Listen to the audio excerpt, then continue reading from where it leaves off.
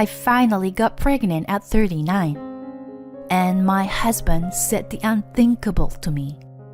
Yikes! Seriously? You're knocked up? That's insane. Let's get a divorce. What the? I don't want to deal with a troublesome child, born at an older age. So long. I was in despair. We had been together for 10 years, but there was no marital bond between us. My only hope was the life in my belly. I was going to do whatever it took to make the child happy, even if I was alone. I vowed to raise it with lots of love and care. 20 years has passed. When my child grew to adulthood, I bumped into my ex-husband. There was a woman who was disproportionately young and beautiful by his side. He looked at my adult son's face and then at mine and exclaimed, "Whoa, you really did have a child. Insane. Well, I can see that he's managing well. But is he without any disability? After all, you're still a caregiver, right? How pity." His never-changing abuse remarks came out. My gut boiled. But before I could slap him, I noticed the woman beside him turn pale. "Shut up! Stop talking now!" "What the hell? Don't you know who he is?" "Huh? No." "My name is Emily. I'm a single mother of my son. I had dreamed of one thing before my marriage: have a happy family with a husband and kids. I didn't mean to wish for anything grand. A kind husband and a handful but loving children. Maybe two. It had been my dream for many years to fulfill my simple wish. I had no major drama in my life. My parents raised me in an ordinary way with 2 older sisters. I wasn't craving anything. I just wished to have ordinary happiness as a woman. My husband and I were both 29 when we got married. It was an office romance, which led to his proposal to me. I am more of a square-headed, stubborn person, and he is more carefree. We were seemingly ill-matched. But to me, his spontaneous personality was very appealing at the time. He had something I didn't. I was also a little impatient being about to turn 30. After we were engaged, we spent picture-perfect days from meeting each other's family to the wedding and honeymoon. I had no doubt that my wish would come true, but reality didn't work out that way. "Are you pregnant yet?" Andy asked me in our bedroom a year into our marriage. I felt a sting in my heart. We were open to having children from the beginning of our marriage. Not only was it my dream, but his intention was to have them as soon as possible. The fact that he once mentioned it would influence his career bothered me a bit. But he was positive about it, at least. We never missed an opportunity, even if the pace was a bit overwhelming. Still, there was no sign of conception in my stomach. "Maybe there's some problem with you." "That's something I'll have to look into properly." "If you say that, you've got to help out too. Whether or not we have a baby is both of our responsibility." "Are you saying I got a problem?" "No way. It can't be me." "I'm not saying that." "Isn't it usually an issue on the female side? If you're going to the hospital, make sure you get checked properly. I can't last long if I have to keep shooting like this for nothing." "Don't say it like that." My heart sank at his vulgar remark. We had no idea which one of us had a problem at that point. Yet, he sounded like he'd already decided that it was my fault. He blamed me because I couldn't conceive like average women. I was driving myself crazy and was slightly neurotic. I went to the hospital numerous times, but the doctor couldn't find anything obviously wrong with me. When I told Andy this, he reluctantly went for a checkup as well. But both of us turned out to be fine. Eventually, it was determined that the cause was unexplained infertility, and we subsequently proceeded with combined treatment, including timing therapy. Having to go to the hospital so often to estimate ovulation dates was stressful for me. Also, it was very uncomfortable to act upon it after being urged that those days had a good chance of insemination. I felt like a robot. Andy didn't seem to mind and never showed any care when I was down after our time together. Around that time, he often used his busy work schedule as an excuse and started to be more absent-minded while with me. One day, after 10 years of marriage had passed in this way, "No way! I'm pregnant!" When I was told the result of the test at the hospital, I was too astounded to realize that I finally got my long-cherished wish of over 10 years. And I couldn't think straight at first. It was way overdue. For 10 years, all I could think about day after day was getting pregnant. And I was repeatedly discouraged by the test results. Those days finally paid off, and I was blessed with a long-awaited baby. 12 weeks pregnant. It was an irreplaceable treasure for me. I joyfully called Andy to share the news. "Listen, honey, I'm finally pregnant. We're having a baby." "Hold on. I'm in the middle of dealing with some issues at work. Tell me when I get home." I was taken aback by his stoic response. Did he not care about our pregnancy, even though it was a long-awaited first child?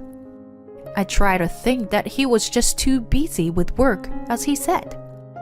It was my fault for calling him out of the blue. I was sure that he would be as happy as I was when he got home. But when he came home, he puzzled me with an unexpected question. "Are you seriously considering delivering that?" "That? What are you talking about? Are you referring to our baby?" "I mean that, in your stomach. It's gonna cost us to have that." "How dare you? It's a long-awaited baby. Of course I'm going to keep it. It's been my dream." "Think about your age. Do you remember how old you are? You are 39. 39 years old. That's already too old. It's not the right age to have a baby." "That's not true at all. I am not young for sure, but it's becoming normal to have a baby at 39 nowadays. My doctor even says there is no problem so far." "So far, right? Who knows what would happen later? What are we going to do if a child is with some abnormality? It's just gonna be trouble for us." I felt like I had been stabbed in the back when he said those words. Abnormal and trouble. Was he referring to the children born with handicaps? If so, his choice of words disgusted me. I answered in a stern voice. "It's not up to us to choose what kind of child will be born. Even with a handicap, I will still love my child the same. That's what being parents is all about." "I've heard that line somewhere. You're such a smartass, no matter how old you are. Your only strength is having virtue, which made me want to marry you. But I'm so fed up with it now. Fed up with me? If you want the baby, go ahead. But I want nothing to do with it. That baby is yours, not mine. How can you be so awful after 10 years of trying for infertility? Too late to produce result now. If an abnormal baby comes out, we become the caregiver for the rest of our lives, aren't we? We're supposed to have kids to take care of us in our old age. I was speechless by his idea. He thought the kids were just tools or something. Then I remembered when we were newlyweds. He made comments about having kids that were tied to his career at work. Apparently, in his mind, they were just things to help him in his life. I couldn't hold back my anger. I wanted to slap him. But before I could, he confronted me with something even more painful. If it comes to this, there's only a divorce left. I've been really sick and tired of you. When you couldn't get pregnant, you were depressed. How can you expect me to stay married to an old woman who finally got pregnant? Do you really mean it? I sure do. Let's go see a lawyer now, if you want. But I never agreed to alimony. I suffered for 10 years with your infertility. I should be the one who'll be compensated. You're such a... I was beyond disgusted and speechless. I had no problem getting rid of a husband like him. For the sake of my unborn child, it would have been wise to leave such a father once and for all. A month after I found out about my pregnancy, we filed for divorce. I didn't ask him for a cent as he wished. In exchange, I got him to agree that he would never have any contact with our child. He laughed and eagerly accepted it. But I never wanted my child to know that the father was awful. After our separation, I went back to my parents' house. They, both well over 70 years old, welcomed me back with open arms. Just coming out of a terrible ordeal, their warmth made me cry in front of them. What I went through was dreadful. I wailed, clinging to my parents. But I never forgot to be strong from then on. It was a duty of a mother. I promised myself that no matter what kind of child was born, I would make sure that he or she and I would be happy together. Then, a long time passed, 20 years after the divorce. My son Terry grew up without a problem. Andy's concern was unfounded. Terry was born in perfect health. Rather, he was too good to be my son. He had done well academically since he was little. And when it came to athletics, he was as good as anyone in his grade. He was also humble and didn't let those things get to his head. I love that about him most of all. No matter how capable a person was, it didn't matter if his character was crooked. I was so relieved that he wasn't like his father in that regard. He considered going to college, but there was something he was passionate about and chose to go straight to work. I felt a little disappointed, but I decided to quietly watch him do what he wanted to do. He was determined, and I had no say in it. If he happened to stumble, only then can I reach out to him. I had never needed to worry about him in the past anyway. 2 years after he started working, I was out shopping along with him. who was 20 years old and all grown up. My birthday was coming up soon, and he was going to buy me a present. You've been nothing but caring and supportive to me. I was easily moved to tears by his words. I was sure he had some hard times in his life, coming from a single-parent household. He did not show it and grew up very happy. So much so that I couldn't think of a better gift. Hey, Emily. It was then that I heard an unexpected voice. I ran into a familiar face at the entrance of the mall. The shivers ran down my spine when I saw Andy, still smiling in that same leering way after 20 years. There was a young woman I wasn't familiar with beside him. What the heck? Your little bastard is still alive and well. As soon as he saw Terry's face, he aloofly blurted. At that point, I thought about punching him in the face, but I held myself back because I was in panic. Above all, I couldn't let Terry see such a disgrace. You still look as gloomy as ever. You haven't seen me in 20 years. Why can't you try to be friendlier? I know you can't do that, which is why I left you. I have no recollection of being left by you. I was the one who gave up on you. That's why I've never reached out to you in 20 years. That's what's so dreary about you.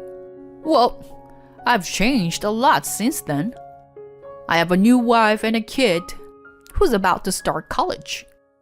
You have a very young wife. Wonder how you fooled her. Don't be jealous, Emily.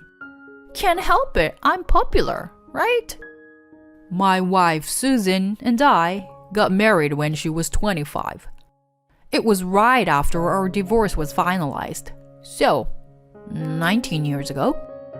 I'm still thriving at night. I don't want to know such a nasty thing.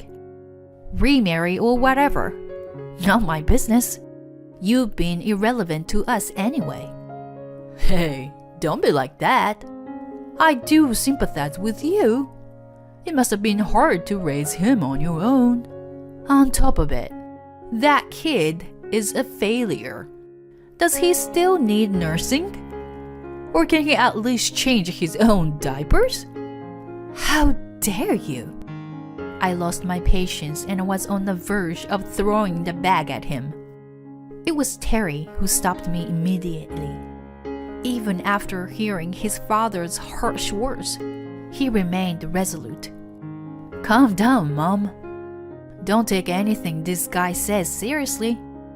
As you said, we have nothing to do with him.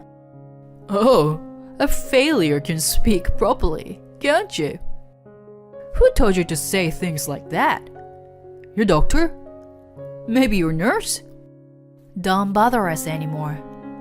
And don't you dare come close to my mom. If you ever bring any harm to her, there will be consequences. What a joke! What can a boy like you do against me? You are a failure from birth. I'm a police officer. When Terry told him, he clearly became agitated. Terry went into the police academy right out of high school. He wanted a job where he could help people. That was the path he chose, instead of going to college. He had graduated from the police academy and was on duty at the local precinct. It may have come as a surprise to Andy, but even more surprised was Susan, who stood quietly beside him, listening to the conversation. She was holding her mouth and pointing her finger to Terry's face. Her fingertip was trembling. Police officer? He can't be. Are you my father's? What the hell are you saying, honey? This bastard sure can't be connected to your father. You're in trouble. Don't cross him. You could even lose your job. Calm down, honey. What are you suddenly...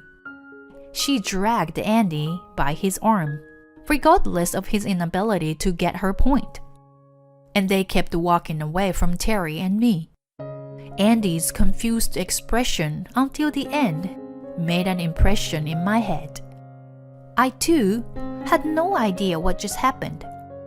Susan seemed to suddenly run away from us as soon as she recognized Terry's face. What's going on, Terry? Do you know that woman? I don't know. She mentioned her father. Maybe she meant the chief.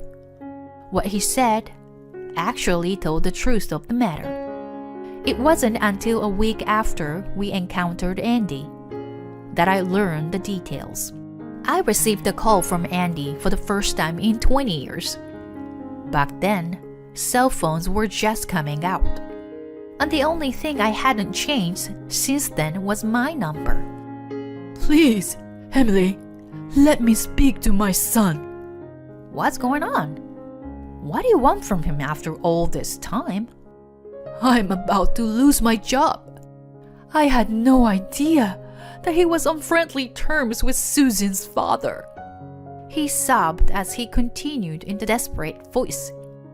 To sum up his story, his current wife, Susan's father, used to be a police officer.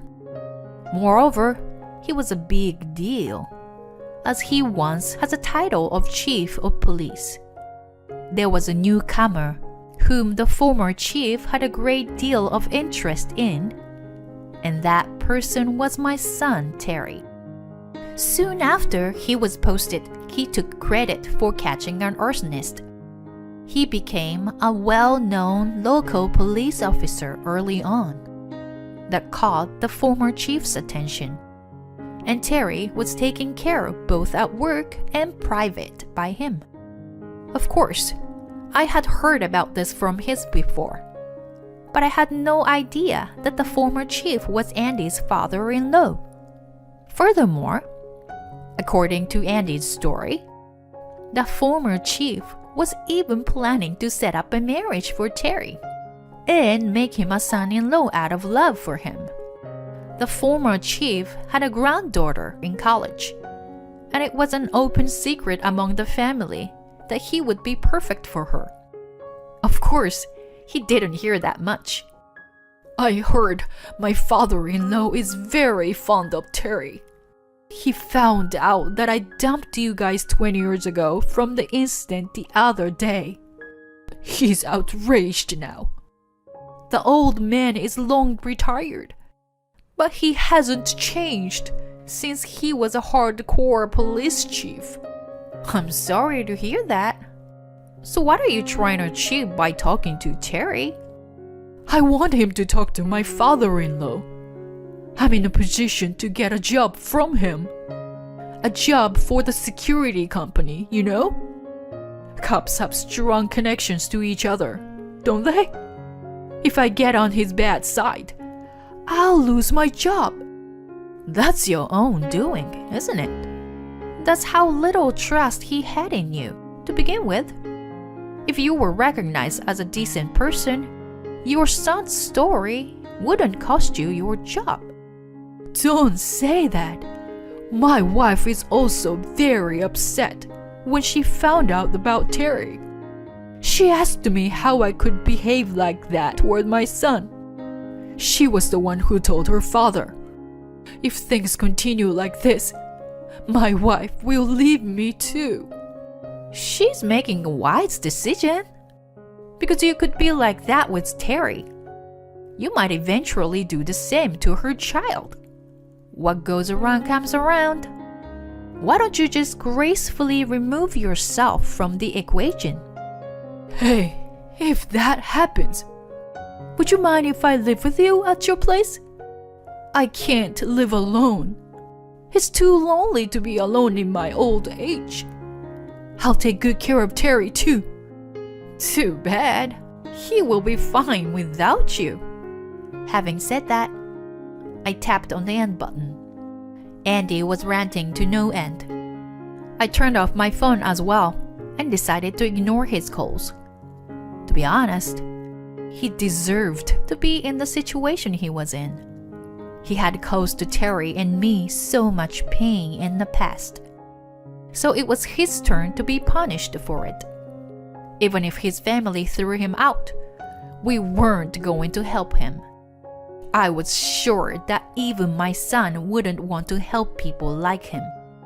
Later on, I heard a rumor on the wind that he was on the street. His wife apparently dumped him in no time.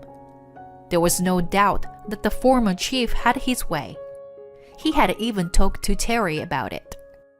Terry didn't tell me the details, but just said that I didn't need to worry about anymore. Nearing 60 years of age, Andy lost his job and family. It's too late to regret that he should have been happy about my pregnancy back then. Terry and I are living our own lives. We already have a little happiness. It's not exactly what I envisioned a long time ago, but I'm content. My proud son continues to do his job to the best of his ability, for people and for society.